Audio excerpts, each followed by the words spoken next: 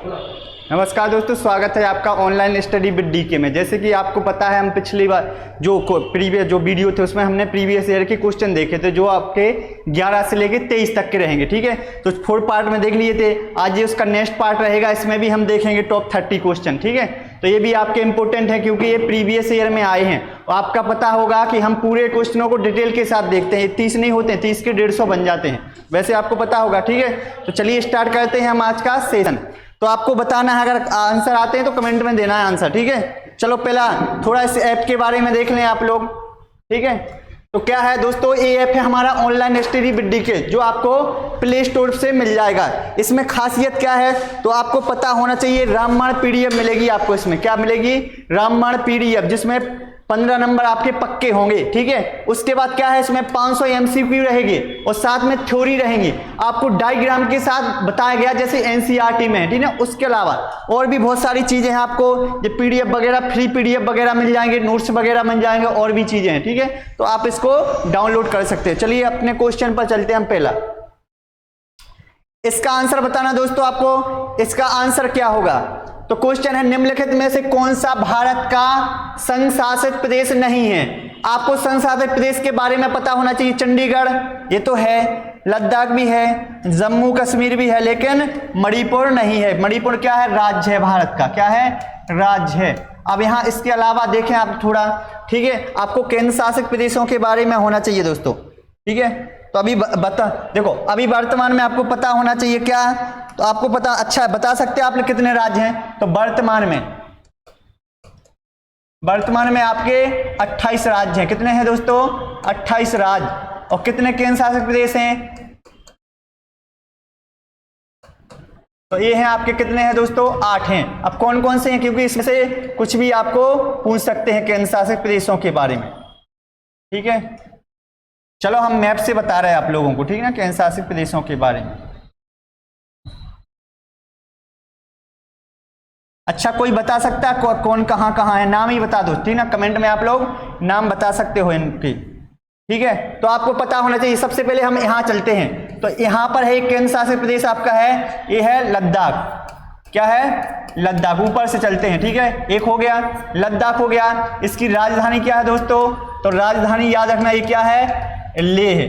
ठीक है, इतना आ गया। इसकी राजधानी लेह है। दूसरा है, ये है यहाँ पर आपका दूसरा केंद्र शासित प्रदेश है जम्मू कश्मीर। क्या है? जीएसके।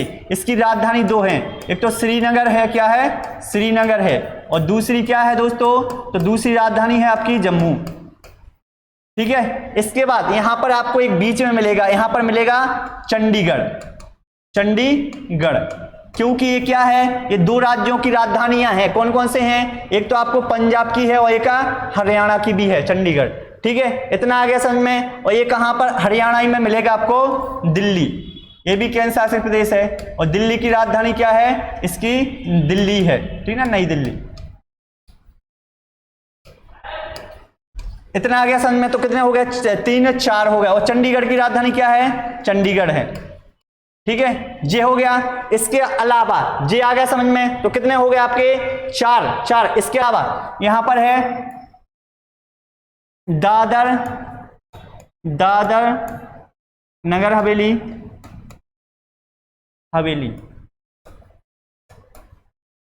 व दमन व दीप। इसको ये कर दिया था, दमन व दीप। ठीक है, जे क्या है? जे हैं। ठीक है, एक तो ये हो गया आपका। तो कितने हो गए आपके?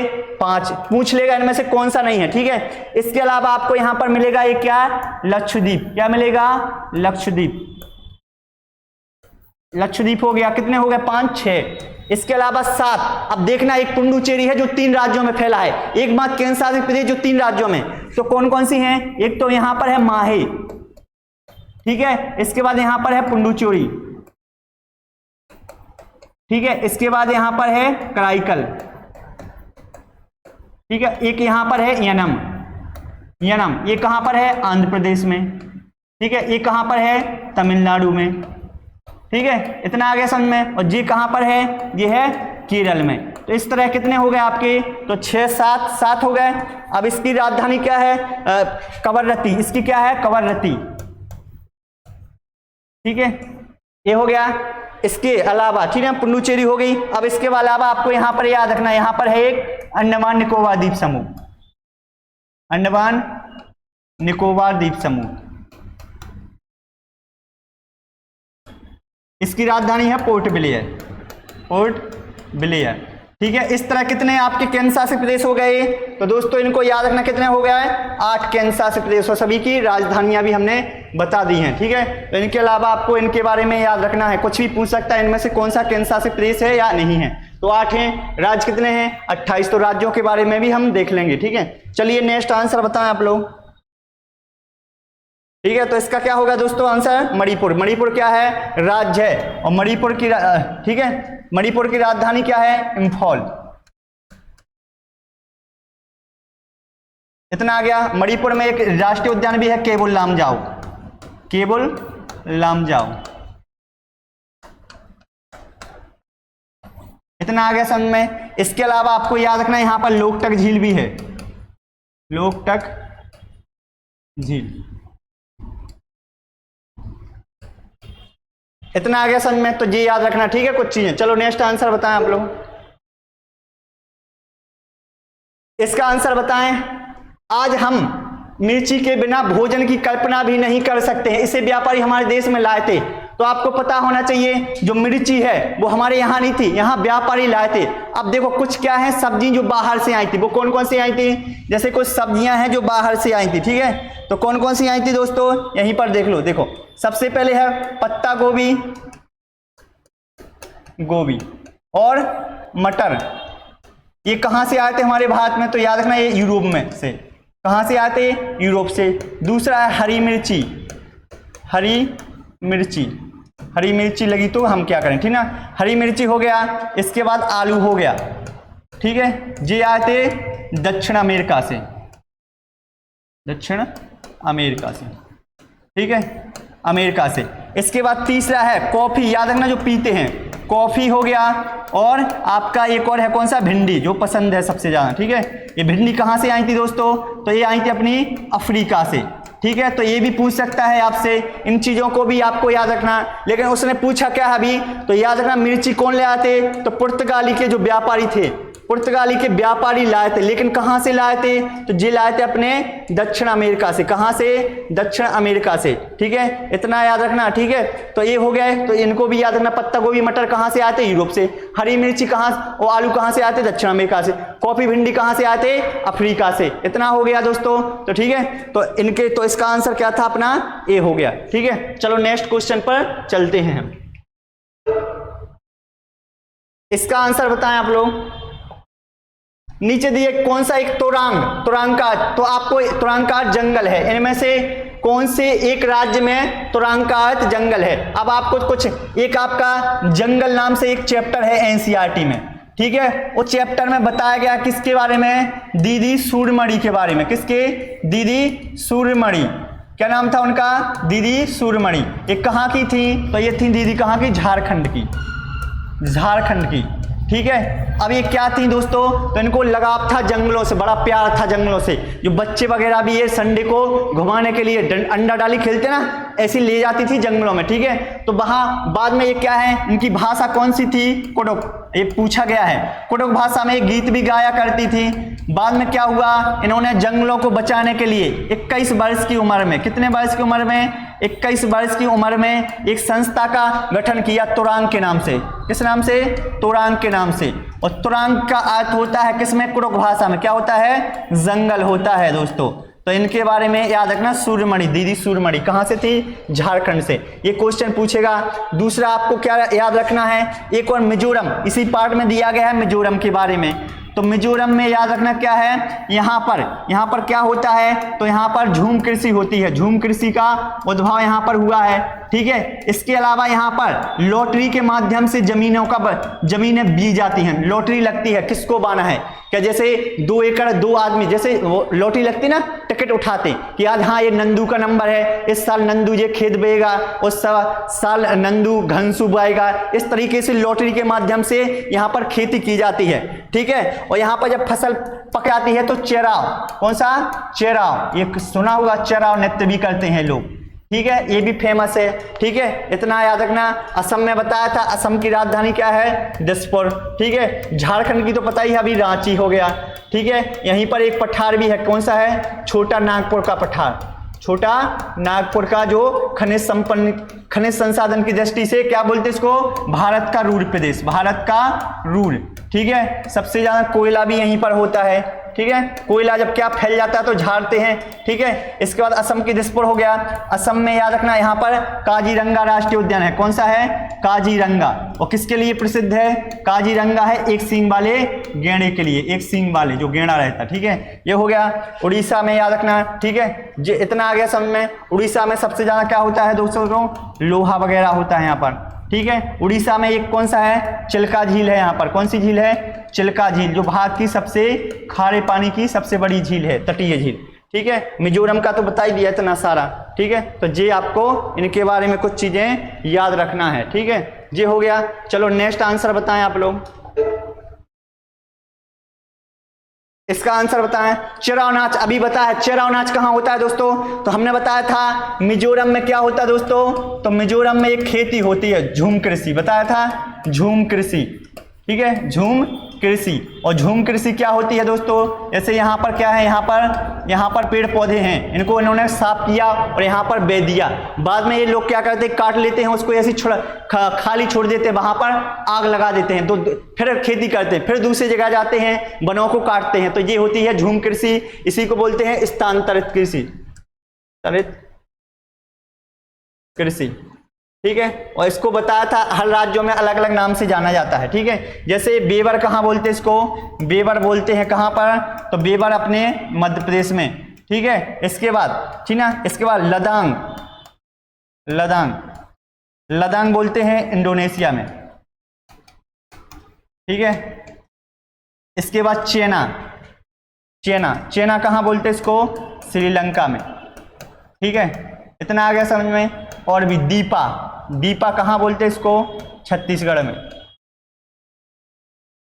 ठीक है। ये भी याद रखना आपको। इसके बाद यहाँ पर झूम कृषि होती है, वो किसके माध्यम से करते हैं, लॉटरी, अभी बताया था लॉटरी के माध्यम से। और बाद में जब फसल पक जाती है तो एक नाच करते हैं, वो कौन सा है, चराव नाच, चराव नृत्य, जो कि यहाँ का सबसे प्राचीन नृत्य है। ये आपको मिजोरम के बाद में याद रखना। मिजोरम की राजधानी है आइजॉल, क्या है, आइजॉल, ठीक है। ये भी आपको याद रखना है। इतना हो गया, ये हो गया। इसका आंसर क्या होगा दोस्तों, डी होगा, ठीक है। मणिपुर के बारे में, मणिपुर की राजधानी क्या है, इम्फॉल, ठीक है। यहाँ पर एक फेमस है, एक लोकटक झील है, कौन सी है, लोकटक झील। और इसी पर एक भारत का तैरता हुआ, विश्व का एकमात्र तैरता हुआ राष्ट्रीय उद्यान है, कौन सा है, केबुल लामजाओ, ठीक है। मतलब तैरता है, यहाँ पर लोग क्या करते हैं, मतलब वो जो एक यहाँ पर एक घास पाई जाती है, ठीक ना, उस पर मकान बनाते हैं, जो लकड़ी के, और तैरते रहते हैं, वो उस तरफ चला जाता है, इस तरफ, ठीक ना। तो ये है, ठीक ना। तो इनके बारे में आपको, और मेघालय में याद रखना क्या है, तो मेघालय में नोकरेक राष्ट्रीय उद्यान है, कौन सा है, नोकरेक राष्ट्रीय उद्यान है। इसके, ठीक है। इसके अलावा और क्या यहाँ पर प्रसिद्ध है, तो भारत में सबसे ज्यादा बारिश कहाँ होती है, सबसे ज्यादा बारिश, ठीक है, मासिन राम में, ठीक है, यहीं पर होती है। इतना आ गया समझ में। चलो नेक्स्ट बताएं आंसर, इतना हो गया। चलो नेक्स्ट आंसर बताएं आप लोग, इसका आंसर बताएं आप लोग। उच्च ज्वर और तेज बुखार के साथ कंपकपी, जिसका उपचार सिकोना पेड़ की छाल से किया जाता है, वह है, तो आपको पता होना चाहिए, ठीक है। मच्छरों के काटने से, क्या है, मच्छरों के काटने से होता है, क्या क्या होता है, एक तो होता है आपका चिकनगुनिया, ठीक है, चिकनगुनिया हो गया। दूसरा क्या होता है इनके काटने से, डेंगू ज्वर होता है, ठीक है। और तीसरा होता है इनसे मलेरिया भी इसी से होता है, ठीक है। इतना आ गया समझ में। चलो आई होप कि आ रहा होगा समझ में, ठीक है। चलो इसके बारे में थोड़ा इन तीनों के बारे में देखते हैं हम, ठीक है। तो सबसे पहले बात करें डेंगू ज्वर, ठीक है, ये हो गया। उसके बाद कौन सा है आपका, चिकनगुनिया, ठीक है। उसके बाद है आपका मलेरिया, ठीक है। अब सबसे पहले आपको पता होना है, जो डेंगू ज्वर होता है वो किसके कारण होता है, विषाणु, किसके कारण होता है, विषाणु या वायरस, ठीक है। उस वायरस का नाम क्या है? तो उसका है अरबो वायरस, अरबो वायरस। इसको और किस नाम से जानते हैं? हड्डी तोड़ बुखार के नाम से। हड्डी टूटने लगती, हड्डी तोड़ बुखार, ऐसा लगता है जैसे हमारी हड्डी टूट रही हो, बहुत दर्द करती दोस्तों इस समय, ठीक है। अरबो वायरस से फैलता है, ठीक है। चिकनगुनिया क्या होता है? ये भी वायरस के कारण फैलता है, ठीक है। इसके बाद ये भारत में कब आया था? 2006 में बहुत अधिक मात्रा में ये फैला था। इसका वायरस का नाम क्या है? मादा इजिप्टी, याद रखना क्या है? इजिप्टी है, इजिप्टी, ठीक है। इतना हो गया। मलेरिया के बारे में याद रखना, इतना हो गया कि ना मलेरिया क्या के कारण फैलता है दोस्तों? प्रोटोजोआ, प्रोटोजोआ है ना, या इसी को बोलते हैं परजीवी। ये हो गया। इसके कारण, इसके परजीवी का नाम क्या है? प्लाज्मोडियम, प्लाज्मोडियम, ठीक है। ये परजीवी है। इसका वाहक कौन लेता है? वाहक समझते ना, जो लाता है उसको बाहर, उसको तो वाहक होता है इसको क्या? मादा इनफ्लीज, इनफ्लीज, ठीक ना, ये मादा इनफ्लीज है, ठीक है। इसके जो टीके की खोज की थी किसने? रोनाल्ड रॉस ने, सबसे पहले बताया था रोनाल्ड रॉस ने 1887 में कि सबसे पहले ये किससे? मच्छरों के काटने से फैलता है। इतना हो गया। इसके उपचार के लिए कौन सी दवाई दी जाती है दोस्तों? तो कौन सी? कुनेन, कुनेन की दवाई दी जाती है, या इसी को क्यूनोन भी बोलते हैं, क्यूनोन, ठीक है, क्यूनोन। और इस कुनेन का उत्पादन कहाँ होता है सबसे ज्यादा? तो कुनेन का किससे प्राप्त की जाती है? ठीक है, सिकोना, सिकोना जो वृक्ष होता है, ठीक है, उससे प्राप्त की जाती है। ये कहाँ पर? इसकी सिकोना वृक्ष की उत्पत्ति कहाँ हुई थी दोस्तों? तो ये हुई थी दक्षिण अमेरिका में। कहाँ पर? दक्षिण अमेरिका में, ठीक है। इसके अलावा इसका पाया कहाँ जाता है सबसे अधिक? तो सबसे अधिक ये मिलता है इंडोनेशिया। कहाँ पर? सिकोना वृक्ष, ना, इंडोनेशिया हो गया, ठीक है। इसके बाद आपका हो गया भारत, इनमें मिलता है, ठीक है। इससे क्या होता है? इसकी छाल से कौन सी दवाई बनाई जाती है? कुनेन, ठीक है। ये भी आ चुका है, जो क्या में उपचार में होती है? मलेरिया में उपयोग की जाती है, ठीक है। इतनी चीजें आपको इसके बारे में याद रखना, इस क्वेश्चन के बारे में, ठीक है। इतनी आपको डिटेल याद रखना। चलो नेक्स्ट आंसर बात करते हैं। इसका स्क्रीनशॉट भी ले सकते हो आप लोग। चलो इसका आंसर बताएं आप लोग, ठीक है। तो अब क्या है इसमें? थोड़ा ए है, ठीक है। अब इसमें क्या है? हम सभी पुराने कुओं को देखते हैं। आपने देखा होगा जो पुराने कुएं वगैरह हैं वो क्या हैं? अब सूख गए हैं। क्या हो गए? अब सूख गए। हमारे बड़े यह कहते थे, मतलब हमारे जो दादा वगैरह हैं वो क्या कहते हैं भाई साहब कि 25-30 साल पहले क्या हुआ था? यहाँ पर कुओं में काफी पानी था, परंतु अब क्या है? ये पूरी तरह सूख गए हैं। निम्नलिखित में से कुओं के सूखने के संभावित कारण बताना है। इनमें से कौन कौन से कारण हो सकते हैं जिसके कारण कुआं सूख गए हैं, ठीक है। तो वही बताना आपको। अब देखो पहला क्या है? जिन झीलों और तालाबों में वर्षा का पानी इकट्ठा होता था अब वह नहीं है। हाँ दोस्तों, क्या हुआ है? झील वगैरह हो गया है, और जो भी हो गया है, जैसे खड्डे बड़े बड़े रहते, तो अब क्या हो गया? वहां पर मकान बना लिए लोगों ने, ठीक है, और वहां पर ढक दिया उसको पूरा। तो इस कारण ये क्या है? ये भी सही है, जिस कारण क्या हो गया? कुएं मतलब पानी का सूख गया। अब दूसरा क्या है? पेड़ों, कुओं और आसपास के क्षेत्रों की जमीन अब कोठार सीमेंट से ढक गई है। ये भी सही है, क्योंकि पहले पेड़ वगैरह रहते थे, कुएं वगैरह, क्योंकि पेड़ पानी को वर्षा कराने में उपयोगी होते हैं, क्योंकि बाष्पन होता है, पेड़ों से भी होता है, फिर पानी गिरता है, ठीक है। और कुएं वगैरह आसपास के क्षेत्र जो गहरे थे जहां पानी, तो वहां लोगों ने क्या है? बड़ी बड़ी फैक्ट्री डाल दी, ठीक है, और बड़ी बड़ी फैक्ट्री उद्योग लगा दिए, तो इनको नष्ट कर दिया। तो ये भी रीजन है। तीसरा क्या है दोस्तों? कुओं का कोई उपयोग नहीं करता है, क्योंकि हर घर में टोंटियां हो गई, तो टोंटियां का उपयोग करने से कुएं कैसे सूख जाएंगे? तो ये गलत है, ये नहीं होगा थकान, ठीक है। अब भूमिगत पानी को खींचने के लिए कई विद्युत मोटर चलित पंप लग गए हैं। हाँ देखो, भूमिगत जल होता ना, जैसे जो सबसे ज्यादा जो जल स्तर जा वो इसी के कारण, क्योंकि अब क्या है? हमने मोटरें लगा दी हैं और ये बोर कर दिए हैं, हेडपंप लगा दिए, तो नीचे का पानी अपन ने सोख लिया ऊपर, तो ये भी हो जाएगा। मतलब इसका सही आंसर पहला होगा, दूसरा होगा और चौथा होगा। याद रखना दोस्तों, इसमें 23 के क्वेश्चन भी जो लेटेस्ट मिलेंगे आपको, इसमें जो आपको कहीं पर नहीं मिलेंगे, क्योंकि अभी उनकी आपको सीटेट की जो वेबसाइट है उस पर पेपर नहीं मिलेंगे 23 के, लेकिन कुछ स्टूडेंट थे हमारे, उन लोगों ने भेज दिए, इस कारण हम उन लोगों को भी थैंक यू बोलते हैं और आपको नए क्वेश्चन ला रहे जो इसी टाइप से आते हैं, ठीक है। इतना आ गया, तो क्या होगा इनका? पहला होगा, दूसरा होगा और चौथा होगा, ठीक है। तो ऑप्शन देखो, ए और बी और डी होगा, बी ऑप्शन होगा। इतना आ गया समझ में? चलो नेक्स्ट आंसर बताएं आप लोग, इसका आंसर बताएं। अब देखो नीचे दिए गए क्या है? नीचे दिए गए पक्षियों की कौन सी प्रजाति झटके से अपनी गर्दन आगे पीछे करती है।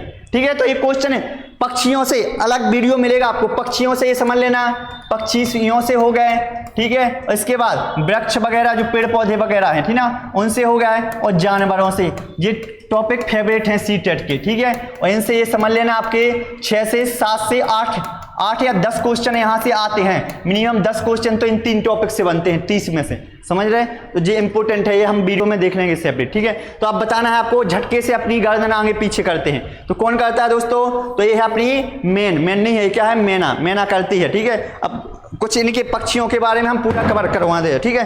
तो पक्षियों के बारे में देख लें आप लोग, थोड़ा पक्षियों के बारे में देखें आप लोग, ठीक है। तो पक्षियों के बारे में क्या देखना है दोस्तों आपको? देखो, सबसे पहले हम बात करते हैं यहाँ पर कुछ पक्षियों के बारे में, ठीक है, जो आपके क्वेश्चन बार बार रिपीट होते हैं। देखो, सबसे पहले हम बात करते हैं, आपको याद रखना, कलचिड़ी, ठीक है, ये हो गया। कलचिड़ी के बारे में याद रखना, इसी को बोलते हैं इंडियन रॉबिन के नाम से जानते हैं। ये क्या करती है? ये पत्थरों के बीच में क्या करती है? पत्थरों के बीच में मुलायम घोंसला बनाती है। क्या बनाती है? मुलायम घोंसला बनाती है पत्थरों के बीच में। ये हो गया, कलचिड़ी हो गई। दूसरा याद रखना, उल्लू, ठीक है। उल्लू क्या करता है दोस्तों? तो सबसे पहले क्या होता है, यह अपनी गर्दन लगभग पूरी घुमा ले, यह गर्दन पूरी घुमा लेता है लगभग, ठीक है, 360 अंश, मतलब पूरा गोल, लेकिन पूरा नहीं होता, 70 प्लस होता, लेकिन आता ऐसे ही है क्वेश्चन में। दूसरा है, इसकी आंखें किसकी तरह होती हैं? सीधी होती है, मनुष्य की तरह। इसकी आंखें मनुष्य की तरह सीधी होती हैं, आंखें मनुष्य की तरह सीधी होती हैं, ठीक है। और ये क्वेश्चन आपका 23 में आया हुआ भी है कि वह कौन सा पक्षी है जिसकी आंखें मनुष्य की तरह होती हैं, ठीक है। ये हो गया उल्लू के बारे में याद रखना। तीसरा है कौवा, ठीक है। कौवा के बारे में क्या याद रखना? यह सबसे ऊंची डाल पर अपना घोंसला बनाता है, ठीक है। इतना आ गया समझ में जी। इसके बारे में याद रखना। इसके बाद है कोयल,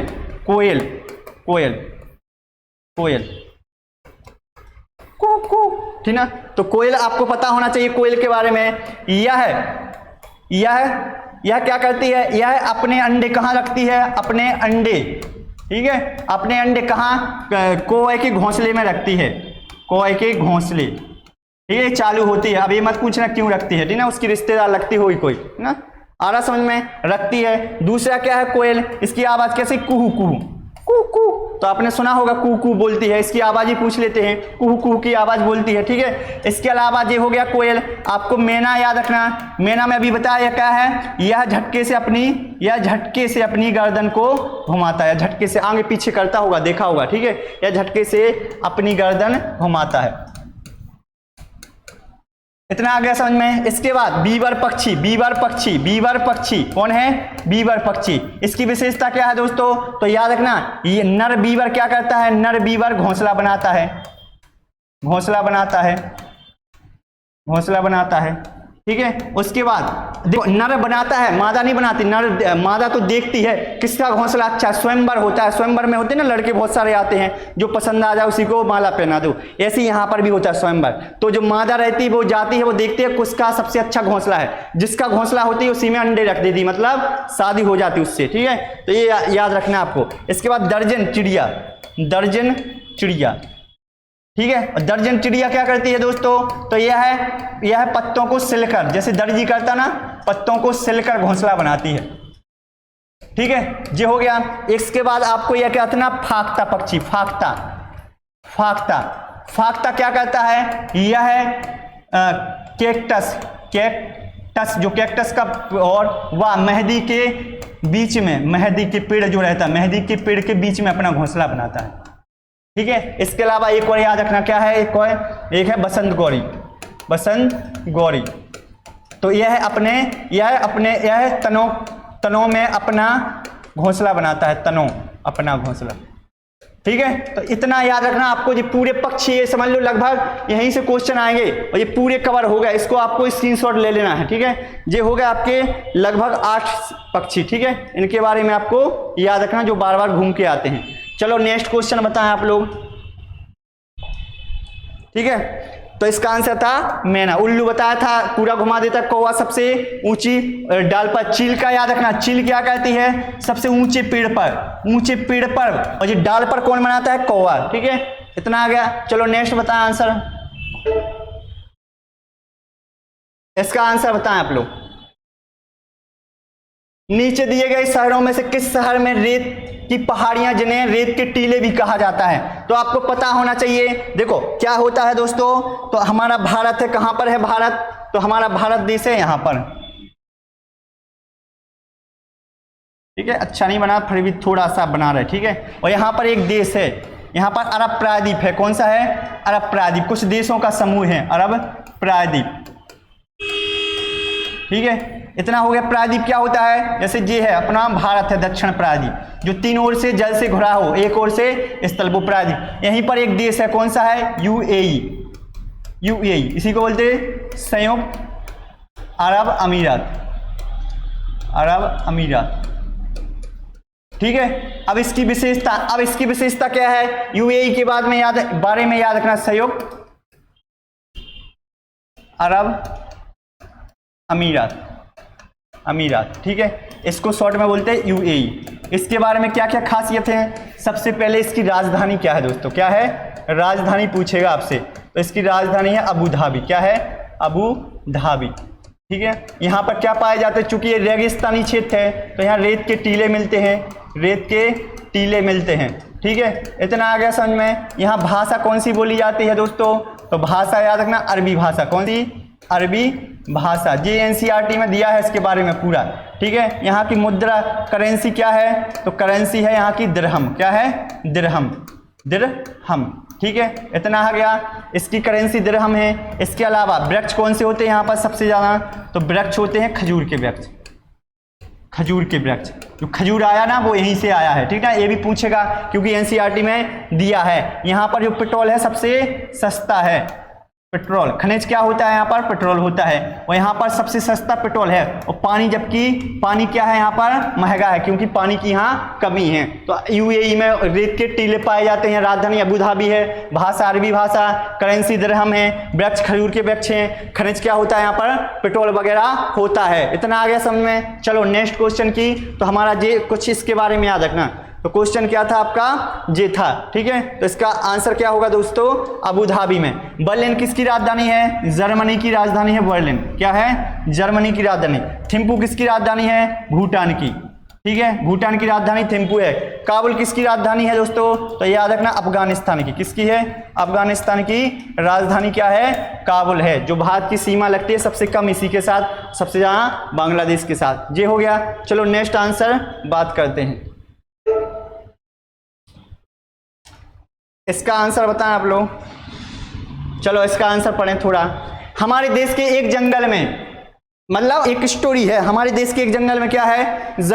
उस जंगल के लोग आदिवासी को खेती के लिए जमीन ग्राम सभा द्वारा एक विशेष मात्रक में दी जाती है। मतलब जो मात्रक वगैरह में देते हैं वहां की ग्राम पंचायतें। ठीक है, यूनिट अथवा इकाई होता है। जो मात्रक होता है मापने की इकाई, जैसे किलो, द्रव्यमान को क्या मापते? किलोग्राम को। ठीक है, इस टाइप से। जिसे टिन कहते हैं। क्या कहते हैं? टिन कहते हैं। आवंटित की जाती है किसमें? टिन में। आपको बताएं टिन क्या है दोस्तों? तो टिन आपको पढ़ना पड़ेगा। यह भूमि जिसमें कोई किसान 1 टन बीज उत्पन्न करता है? नहीं, उत्पन्न नहीं करता। यह भूमि का मात्रक है जिसकी अभिकल्पना विशेष रूप से जंगलों के किसानों के लिए की गई है? नहीं, ये इसकी विवाह है? नहीं। इसका जो सही आंसर है क्या है? यह भूमि जिस पर कोई किसान 1 टन बीज बोता है। मतलब जैसे यहां पर ये है, जैसे हमने बोला 1 किलो बीज बे दो, इस पर 1 किलो तुमने गेहूं बे दिया इसमें, तो वो होता है 1 किलो बे दिया हमने। अब इसमें 1 टन क्या है?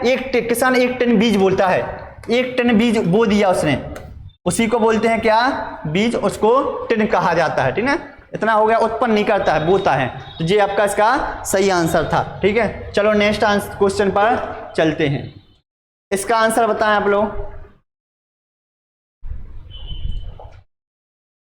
जब कोई व्यक्ति ट्रेन द्वारा अहमदाबाद से केरल की यात्रा करता है तब वह अनेक सुरंगों को पार करता है। इस सुरंग पर्वतों में है, मतलब जब कोई व्यक्ति अहमदाबाद से जाता है, कहां पर जाता है, केरल की यात्रा, तो उसको कौन सी सुरंगों को पार करना पड़ता है, विंध्याचल, अरावली, पश्चिमी घाट, पूर्वी घाट।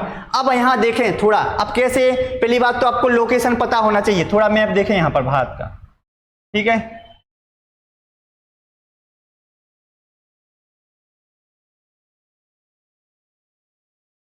चलो यहां भारत का आप लोग मैप देखें थोड़ा, चलो यहां पर देखो। अब उसने बोला कहां जाना है, तो अहमदाबाद आपको पता होगा गुजरात में आता है, कहां पर, गुजरात में आता है, यहां पर अहमदाबाद है, ठीक है। अब उसको कहां जाना है, केरल, केरल मतलब यहां पर जाना है, तो केरल जाना है, तो बताओ किसको पार करेगा, आपको पता होना चाहिए। विंध्याचल पर्वत श्रृंखला कहां पर है, तो यहां गुजरात से फैली ऐसी, यह अरावली पर्वत श्रृंखला, ठीक है, ये अरावली होगी आपकी, ठीक है, ये क्या होगी दोस्तों, अरावली, और विंध्याचल यहां पर है ऐसी फैली, ठीक है, ये हो गया।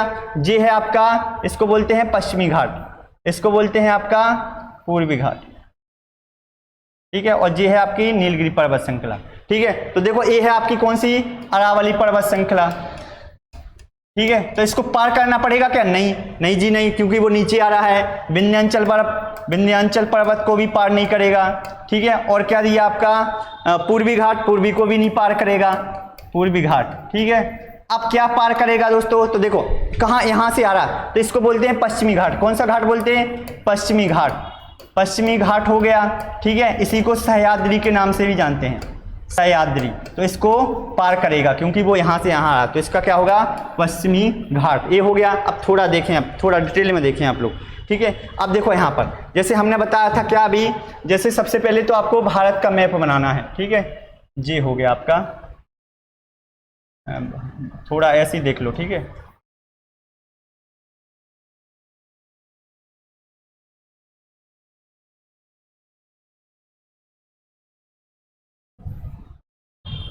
ठीक है, अब यहां देखो, अभी हमने बताया था, तो इसमें याद रखना इसको क्या क्या बोलते हैं। देखो सबसे पहले यहां पर देखना आपको, जे वाला क्षेत्र है, अभी यहां पर अरावली पर्वत श्रृंखला है, कौन सी है, तो जे यहां से यहां दिल्ली तक फैली, अरावली पर्वत श्रृंखला है, ये विंध्याचल पर्वत श्रृंखला है, ठीक है। इसके बाद जे वाला जो घाट है इसको बोलते हैं आपका पश्चिमी घाट, इसको बोलते हैं पूर्वी घाट, ठीक है। इन दोनों घाटों को मिलाती है नीलगिरी पर्वत श्रृंखला, इतना हो गया। तो ये क्या है आपकी, विंध्याचल पर्वत श्रृंखला, सॉरी अरावली, कौन सी है, अरावली है, ठीक है। तो ये याद रखना आपको क्या है, देखो ये है सबसे अरावली, इसके बारे में कुछ चीजें याद रखना। विश्व की सबसे प्राचीन पर्वत श्रृंखला है, ये क्वेश्चन आ चुका है, विश्व की सबसे प्राचीन पर्वत श्रृंखला, ठीक है, इसकी होगी। इसकी सबसे ऊंची चोटी क्या है दोस्तों, ये भी आ चुका है, सबसे ऊंची चोटी, ऊंची चोटी क्या है, तो ये है आपकी कौन सी है, गुरु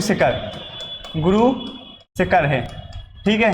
तीसरी बात इसमें याद रखना, इसमें माउंट आबू है, जैनियों का प्रसिद्ध है माउंट आबू, वो भी इसी में है, ठीक है। ये हो गया, ये विंध्याचल पर्वत की श्रृंखला है,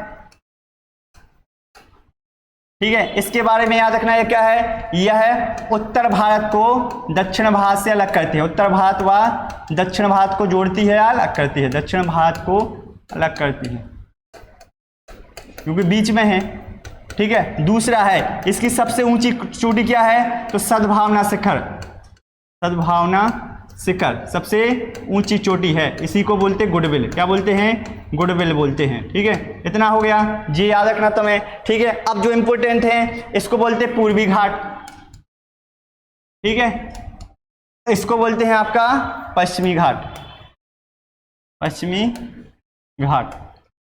इसका दूसरा नाम भी है सह्याद्री, क्या है, सह्याद्री, ठीक है। इसके बारे में याद रखना, इसकी सबसे ऊंची चोटी क्या है, सबसे ऊंची चोटी, ठीक है, तो क्या है, अनाईमुड़ी, क्या है, अनाईमुड़ी, ठीक है, अनाईमुड़ी है। ये जो दक्षिण भारत की भी सबसे ऊंची चोटी है, यहां पर आपको मिलेगी, कहां पर मिलेगी, केरल में, ठीक है। ये हो गया दूसरा, इसमें इतना हो गया, इसके बारे में याद रखना, ठीक है। और क्या है इसमें दोस्तों, ठीक है। इसके बाद यहां पर है नीलगिरी पर्वत श्रृंखला, क्या है, नीलगिरी,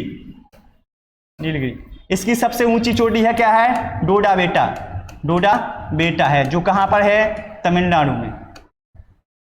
ठीक है, ये हो गया। दूसरा क्या है, यह है पूर्वी घाट और पश्चिमी घाट का मिलन बिंदु है, पूर्वी घाट व पश्चिमी घाट का मिलन बिंदु है, घाट का मिलन बिंदु है। इतना आ गया समझ में। इनके बारे में भी याद रखना। कुछ यहाँ पर बंदरगाह भी मिलेंगे, जैसे यहाँ पर है, कौन सा है, कांडला बंदरगाह। कहाँ पर है, कांडला बंदरगाह है। ठीक है, ये भारत का ज्वारीय बंदरगाह भी है। ठीक है, इसका नया नाम है दीनदयाल उपाध्याय बंदरगाह। ठीक है, इसके अलावा यहाँ पर है मुंबई बंदरगाह। कौन सा है, मुंबई।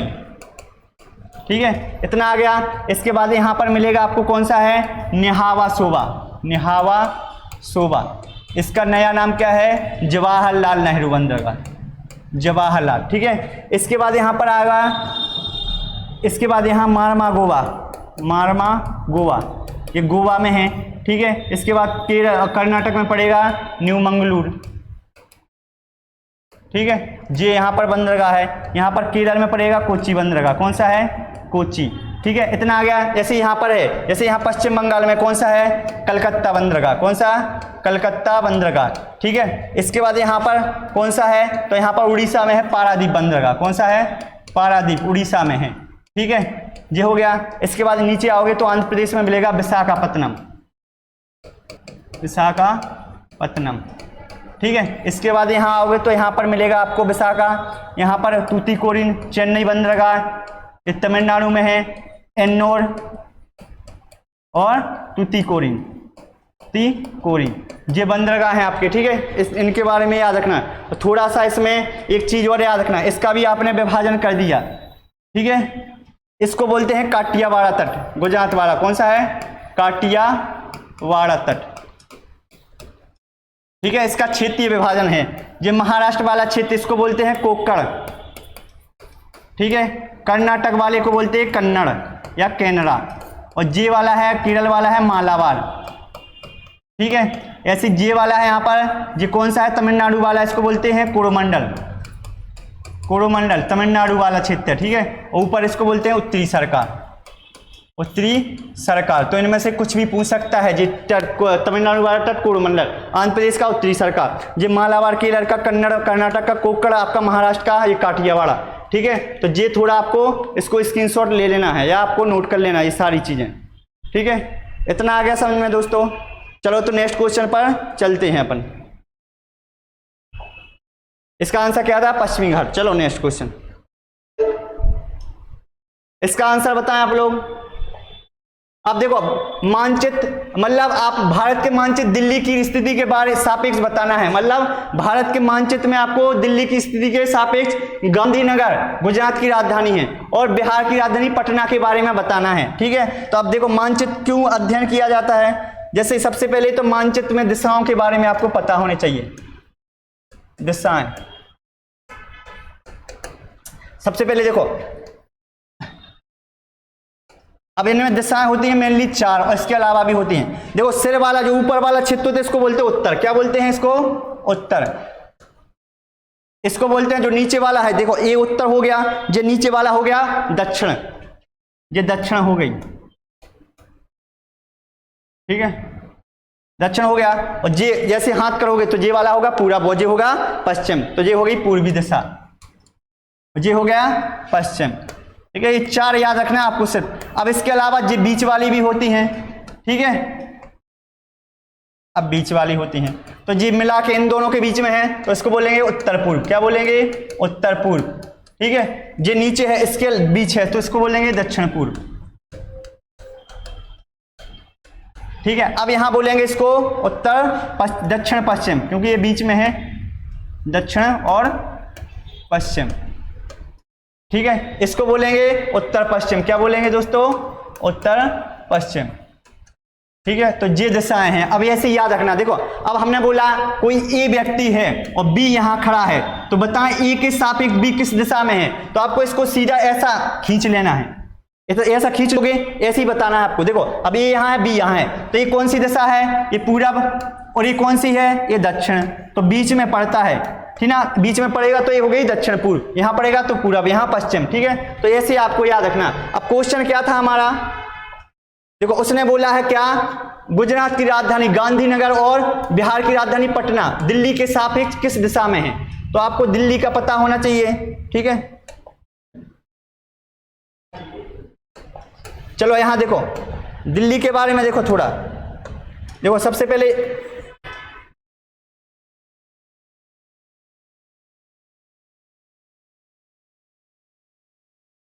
आपको दिल्ली का पता होना चाहिए कहां पर है, ठीक है। सबसे पहले देखो दिल्ली यहां पर है, ठीक है, गांधीनगर यहां पर है और पटना यहां पर है, ठीक है। तो ये हो गया दिल्ली, ये हो गया आपका गांधीनगर, और ये हो गया आपका कौन सा, ये हो गया आपका क्या, ये है पटना बिहार की राजधानी। उसने बोला दिल्ली के सापेक्ष, तो ऐसे ही राखीच खींचो। अब देखो उसने बोला दिल्ली के सापेक्ष बता ये कौन सी दिशा में आ रहा।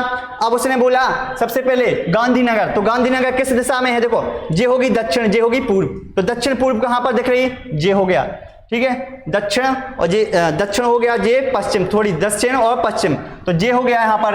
अब पटना देखो, पटना यहां पर है, तो ये कौन सी है, दक्षिण और पूरब, तो ये होगा दक्षिण पूरब। तो ये मैप में ऐसे आपको आंसर लगाना है, तो इसका सही आंसर क्या होगा, सी, ठीक है। इतना आ गया समझ में। चलो नेक्स्ट क्वेश्चन बात करते हैं, इसका आंसर बताएं आप लोग। एक किसान दानों को भूसे से अलग करना चाहता है, जिस प्रक्रिया से यह किया जाता है, मतलब दानों को भूसे से अलग करना है, तो आपको पृथक्करण की कुछ विधियां होना चाहिए, पदार्थों को अलग करने की कुछ विधियां जो पूरी है, इंपोर्टेंट है आपकी एनसीईआरटी में। पदार्थों को पृथक्करण की विधियां अब कौन कौन सी हैं जो इंपोर्टेंट हैं आपकी, ठीक है। सबसे पहले हस्तचयन, ये हो गया। दूसरा आपको याद रखना थ्रेसिंग, तीसरा है आपका निष्पावन, ठीक है। इसके अलावा आपका है चालन, इसके अलावा है आपका अपसादन हो गया, निस्तारण हो गया और निस्पंदन, ठीक है। इसके अलावा आपका एक याद रखना आपको, ये है आपकी बाष्पन। इन विधियों को याद रखना। हस्तचयन में क्या करते हैं, तो देखा होगा मम्मी वगैरह क्या करती हैं, वो गेहूं वगैरह में बड़े बड़े कंकड़ निकालती हैं, तो बड़े कंकड़ निकालना क्या है, गेहूं और चावल से बड़े कंकड़ निकालना, बड़े कंकड़ निकालना, ठीक है। ये हो गया। इसमें क्या किया जाता है, थ्रेसिंग में देखा होगा, थ्रेसिंग होती जो पहले बैलों के द्वारा हम क्या करते थे, डंडियों से अनाज अलग करते थे। इसमें क्या करते हैं, भूसे व डंडियों से क्या करते हैं, अनाज अलग करते हैं, ठीक है। ये हो गया। इसके अलावा क्या होता है, निष्पावन क्या होता है, तो छोटे छोटे जो भूसे रहती, छोटी भूसे को वायु या पवन से अलग करना, वायु व पवन से। देखा होगा जो अपन ऐसे वो करते ना, वैसे डालते हैं वो जी में, वो पंखा गांव में देखा होगा, पंखा वगैरह से वो उड़ जाता है कंकड़ नीचे, तो ये होता है आपका कौन सा, निष्पादन। चालन क्या होता है, तो चलनी के माध्यम से, चलनी के माध्यम से कणों को अलग करना, देखा होगा चल्ली चालते हैं, जो चल्ली वगैरह आटा वगैरह हो उसको अलग करते हैं, ठीक है। इसके बाद चालन हो गया।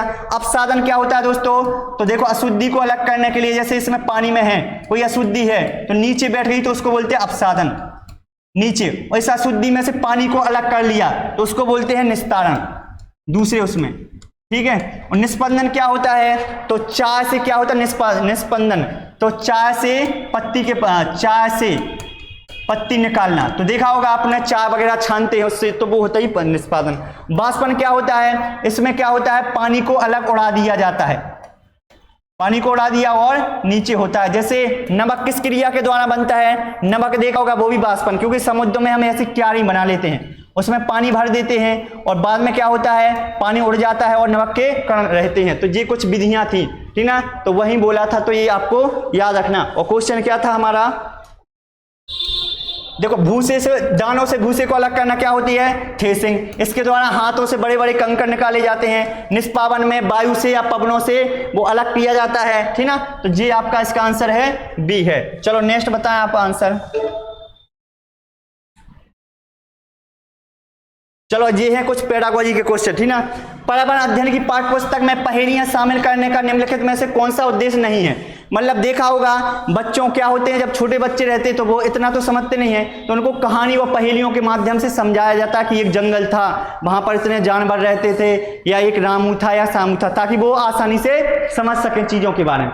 तो क्या उद्देश्य नहीं होना चाहिए, ये पढ़ना ध्यान से। और होना तो चाहिए मतलब 3।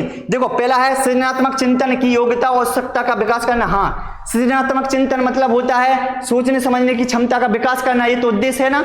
और साथ में उत्सुकता, उनमें उत्सुकता बनी रहेगी कि हाँ ये तो शेर था, फिर भालू आया, फिर ऐसा, तो ये तो उससे उद्देश्य होगा, तो ये तो सही है। बच्चों को आलोचनात्मक चिंतन विकसित करना, ये भी सही है, क्योंकि उनमें विकसित, जैसे कहानी में दिया कि रामू भी था, श्यामू था, रामू ईमानदार था, श्यामू बेईमान था, रामू अच्छा काम करता था, वो बुरा, तो मतलब वो रिलेट कर पाए बच्चा कि हाँ कौन अच्छा है कौन। तो ऐसी भी आलोचनात्मक चिंतन का भी विकास करना, ये भी उद्देश्य है, ठीक है। बच्चों में तर्कना का शक्ति, हाँ ये भी तो सही है, तर्क लगाएगा, फिर वो लगाएगा हाँ यार रामू तो गलत था, श्यामू ईमानदार था, तो तर्क शक्ति का विकास करना। लेकिन बच्चों के मस्तिष्क को भ्रमित करना ये उद्देश्य नहीं होगा, तुम्हें उनका दिमाग भटकाना नहीं है कि वो डर जाए कि तुमने ऐसे पढ़ा दिया, तो ये उद्देश्य नहीं होना चाहिए। इतना आ गया समझ में? तो ये डी होगा, ठीक है, इसका क्या होगा? डी। चलो नेक्स्ट बताएं, इसका आंसर बताएं आप लोग। पर्यावरण अध्ययन की कक्षा में बच्चों के व्यक्तिगत अनुभव को महत्व देना, शिक्षक को लाभ पहुंचाना है। मतलब पर्यावरण के अध्ययन की शिक्षा, मतलब लेक्चर चल रहा है, वहां बच्चों के आपको क्या करना है? व्यक्तिगत अनुभव उनके रहते ना, बच्चे बताते, जब कोई पाठ पढ़ाते हैं, आपके एक व्यापारी था तो वो बोलेगा हाँ हाँ मतलब मास्टर साहब हमारे तभी एक व्यापारी है, वो ऐसा ऐसा करता है, बेईमानी करता है, इस टाइप से। तो उनके व्यक्तिगत अनुभवों को जोड़ना क्यों जरूरी होता है?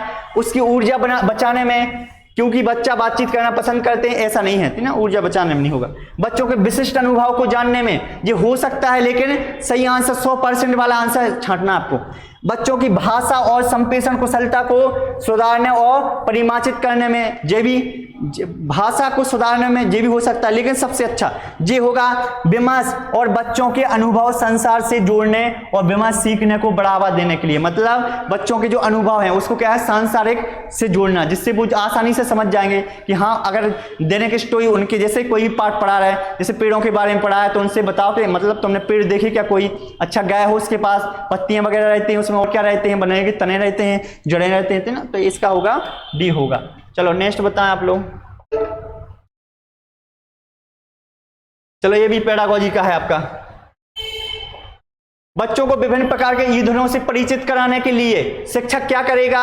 अच्छा, जैसे अपन को बच्चे तो अब ऐसे समझेंगे नहीं कि ऐसे कि पेट्रोल होता है, डीजल होता है, डीजल से गाड़ी चलती हैं, जे होती हैं वो, तो ऐसे नहीं समझ पाएगा, क्योंकि बच्चा है बेचारा। तो बच्चा को तुम्हें जितनी ज्यादा पिक्चर दिखाओगे उतना वो रिलेट कर पाओगे, ठीक ना। तो वही बताना है परिचित, अगर ईंधन से परिचित कराना है तो पेट्रोल, डीजल या केरोसिन वगैरह या एलपीजी से, तो क्या करना चाहिए?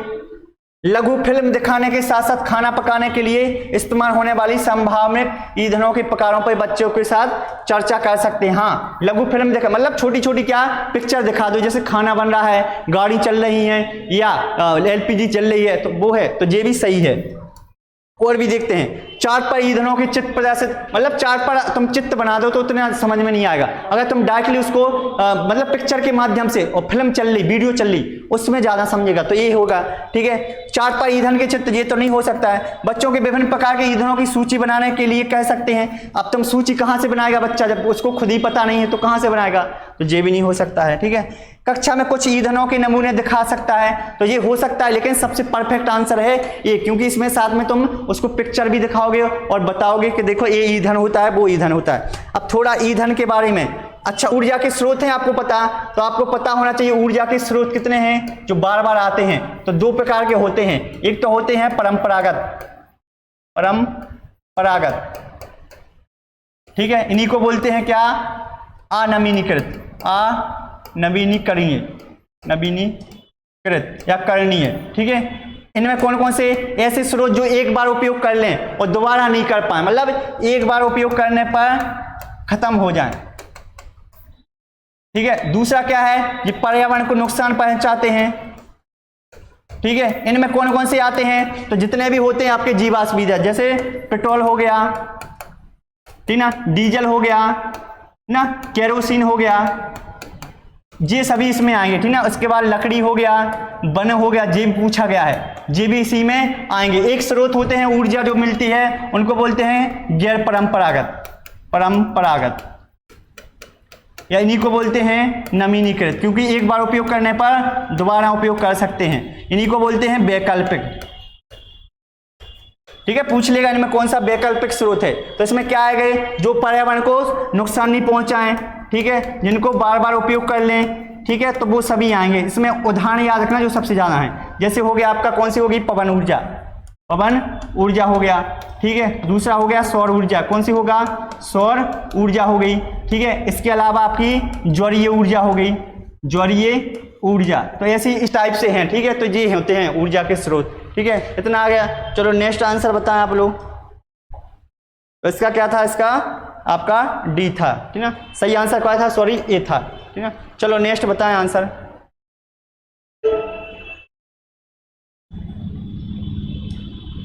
अब देखो, मानचित्र पढ़ाने के लिए आवश्यक, मतलब अगर आपको मानचित्र पढ़ना है, जैसे भारत का है कोई मानचित्र हो गया, जैसे ये भारत का है, ठीक है, ये हो गया। अब इसको आपको समझना है, क्या करना है, समझना है। तो कौन से कौशल, मतलब टैलेंट होना चाहिए आपको समझने के लिए, क्या क्या होना चाहिए दोस्तों, ठीक है, तो वो बताना है आपको। तो इसमें क्या क्या जरूरी है, स्थान के बारे में पता होना चाहिए। हाँ, आपको स्थान, इसमें अनुभव होना चाहिए, कौन सा स्थान कितने दूर है या कहाँ पर है। उसके बाद दूरी का पता होना चाहिए, दिशाओं का अनुमान होना चाहिए। जब दिशाओं के बारे में पता होगा, स्थान के बारे में कि कौन सी जगह कहाँ पर है, जैसे हमने बोला दिल्ली, तो दिल्ली यहाँ पर है, आप सोचने लगो यहाँ पर है, तो ये गलत होगा, क्योंकि आपको मानचित्र का अध्ययन करना है तो सभी राज्यों की स्थिति के बारे में पता होना चाहिए, उनकी दूरी के बारे में पता होना चाहिए, उनकी दिशाओं के बारे में कि कौन सा राज्य किस दिशा में है, कौन सा पूरब में है, कौन सा पश्चिम में है। जैसे गुजरात पश्चिम में हो गया, ये पूर्वोत्तर राज्य हो गया, उत्तर भारत में जम्मू कश्मीर हो गया, केरल तमिलनाडु दक्षिण भारत में हो गए। ठीक है, तो इन सभी के बारे में पता होना चाहिए। तो 3 कौशल होना चाहिए, स्थान, दूरी, दिशाएं की सापेक्ष को समझने की स्थिति। ये इसका आंसर सही होगा। ड्राइंग और पेंटिंग का इसका कोई काम नहीं है, क्योंकि आपको अध्ययन करना है, तो इनका क्या काम है, ग्लोब पर स्थिति दर्शाने के लिए नहीं, स्केच करना ये नहीं होगा, क्योंकि स्केच नहीं बनाना है, ग्लोब नहीं। वो क्या बोला, मानचित्र अलग होता है, ग्लोब अलग होता है। ठीक है, इसके बाद क्या होता है, अभिव्यक्त्यात्मक योग्यताओं को बाहर निकालने के लिए विलक्षण लाना चाहिए, तो ये नहीं होगा, क्योंकि जो सही आंसर है वो क्या होगा, ये हो गया। क्योंकि इन 3 चीजों के बारे में आपको ज्ञात होना चाहिए, तभी आप मानचित्र सही से पढ़ सकते हो। ठीक है, चले नेक्स्ट क्वेश्चन पर। इसके बारे में बताएं आप लोग।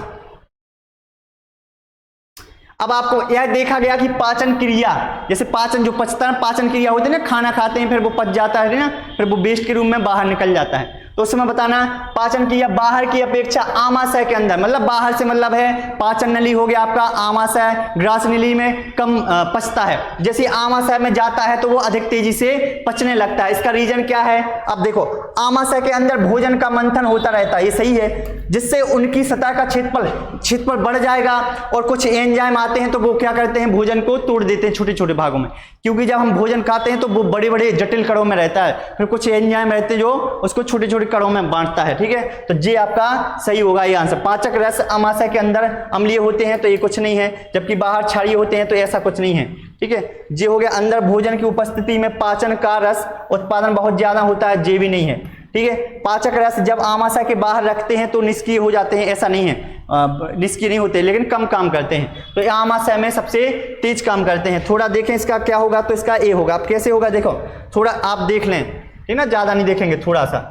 जैसे ये है, कोई ये इंसान है, ठीक है, अब समझना ध्यान से, ये ग्रास नली हो गई, ठीक है,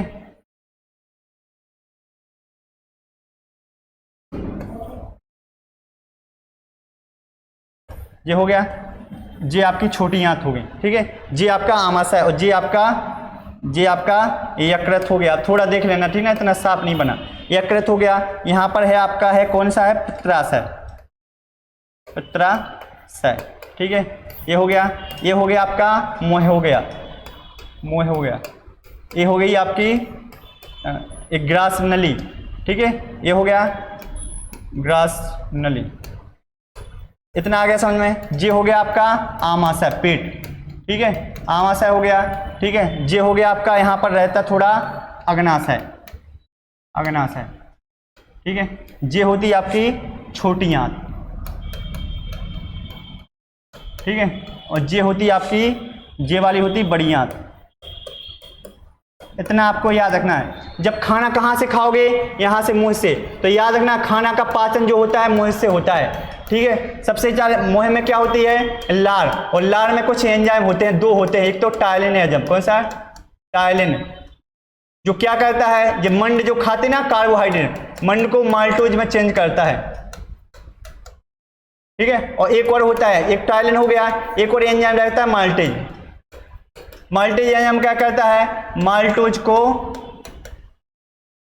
को ग्लूकोज में चेंज करता है, ग्लूकोज में, ग्लूकोज जो खाते हैं, ठीक ना। तो सबसे पहले कार्बोहाइड्रेट का पाचन होगा, फिर आमाशय में आएंगे, तो आमाशय में जठर ग्रंथियां होती हैं, जठर ग्रंथियां, और जठर ग्रंथियों में भी एक रस होता है जिसको बोलते हैं जठर रस, जठर रस। इसमें 3 प्रकार के एंजाइम निकलते हैं। एक तो सबसे पहले HCl अम्ल होता है, पूछेगा हाइड्रोक्लोरिक अम्ल कहाँ होता है, ये आमाशय में होता है, ठीक है। कभी कभी एसिडिटी हो जाती है ना, इसी अम्ल के कारण हो जाती है।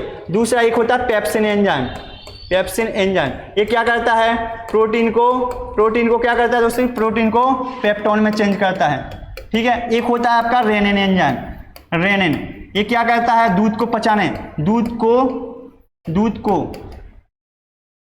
कैसीनेट,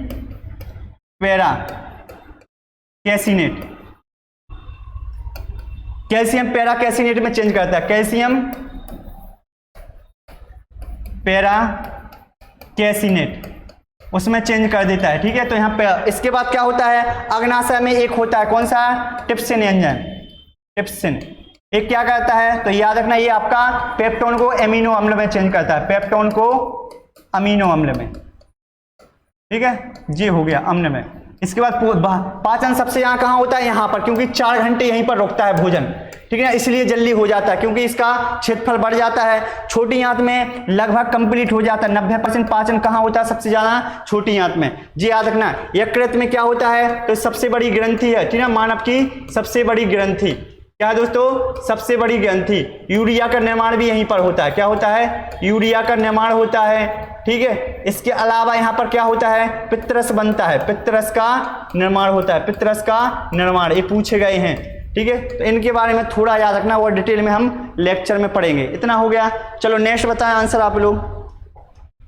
इसका ये था, इसका आंसर दें आप लोग। देखो, समर को एक प्रोजेक्ट के लिए ऐसे खाद्य सामग्री को चुनना है जो पौधों से ना लिया गया हो। मतलब एक समर नाम का व्यक्ति है, उसको एक ऐसा प्रोजेक्ट बनाना है, उसको ऐसे पदार्थ लेना है जो पौधों से नहीं प्राप्त हो। तो आपको बताना है कौन से होंगे। देखो, शहद हो गया, ये नहीं होता पौधों से, लेकिन कटहल होता है तो ये नहीं होगा। दूध होता है गाय से, अंडे होते हैं, भुट्टा, भुट्टा क्या होता है, पौधे से, तो ये नहीं होगा ऑप्शन।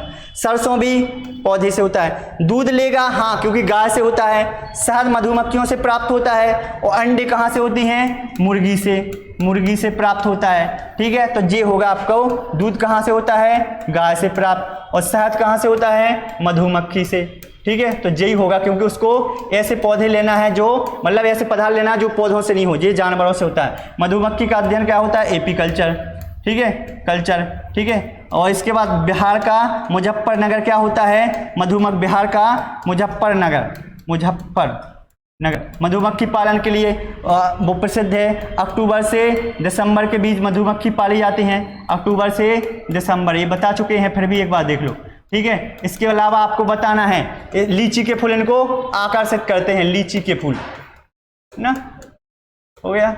इसके बाद रानी, इसमें क्या होती हैं, रानी जो मधुमक्खी होती हैं वही क्या करती हैं, बच्चों को जन्म देती हैं, और सभी क्या करते हैं, अपना काम लाने और नृत्य के द्वारा ये बताती हैं कि कोई मधुमक्खी को शहद मिल गया है, नृत्य करती है ना, पंख उड़ाती हैं। तो ये आपका आंसर होगा। इतना हो गया, चलो नेक्स्ट बताएं इसका आंसर।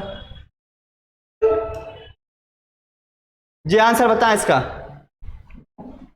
एक लोहार है, उनको किन चीजों को बनाता है? लोहार समझते ना, जो लोहे का काम करता है। मिट्टी का घड़ा, क्योंकि एक कुम्हार बनाता है। ईंटें भी कुम्हार बनाता है। कुल्हाड़ मतलब कुल्हाड़ी से है, ये लोहार बनाता है। लेकिन ये तो कौन बनाते हैं? ये होते ना, कौन बोलते हैं इनको? कुम्हार बोलते, ठीक है। तो ये होगा नहीं, क्योंकि लोहार। खुरपी, हाँ, खुरपी होती ना, ऐसे खुदेरते हैं, ठीक ना, देखा होगा ऐसे ही, वो लोहे की रहती ना, वो खेतों में ऐसा थोड़ा वो करना पड़ता है, ठीक ना। और आरी से काटते हैं, वो भी लोहे की बनती है, तो वो भी लोहार बनाएगा। कुल्हाड़ मतलब है कुल्हाड़ी, तो ये भी कौन बनाएगा? कुल्हाड़ी। कुल्हाड़ मतलब कुल्हाड़ी से है, तो इसका भी क्या होगा? बी आंसर होगा। अंगूठी, आरी, चूड़ी नहीं बनाता, क्योंकि वो दूसरे बनाते हैं। कुल्हाड़ी ईंट नहीं बनाता है, तो इसका ऑप्शन होगा बी होगा, ठीक है। आज का हमारा लास्ट क्वेश्चन रहेगा, तो वो बताना है आपको आंसर। इसका आंसर बताएं आप लोग। शबाना अपने पिताजी से को यातायात के लिए खनिज तेल आधारित ईंधनों की बचत के लिए सुझाव देती है। मतलब जो है शबाना क्या बोली? पिताजी आपको ऐसी चीजों का उपयोग करना है जो तेल बचाएं से समझते ना, क्योंकि जीवाश्म ईंधन जो पेट्रोल डीजल है वो कम मात्रा में है और वो खत्म हो जाएंगे एक दिन। तो आप बताओ, उसने सलाह दी और उनके पिताजी ने मान लिया, तो बताएं वो कौन सी सलाह देगी? जो सबीना है, तो ऐसे वाहनों की सलाह देगी जो किससे चलते हो? ऊर्जा से चलते हो, पेट्रोल डीजल से नहीं चलते हो। कौन कौन सी हैं? कार होगा, मेट्रो रेल, तो कार तो किससे चलती है? डीजल से, ये नहीं होगा, ठीक है। उसके बाद बस भी नहीं होगा। साइकिल और मेट्रो ट्रेन इसका देगी, क्योंकि साइकिल तो ना पेट्रोल लगता ना डीजल, मेट्रो ट्रेन भी विद्युत से चलती है, ठीक है। तो ये था दोस्तों हमारा आज का लास्ट सेशन था, ठीक है। आई होप कि आपको सेशन अच्छा लगा होगा।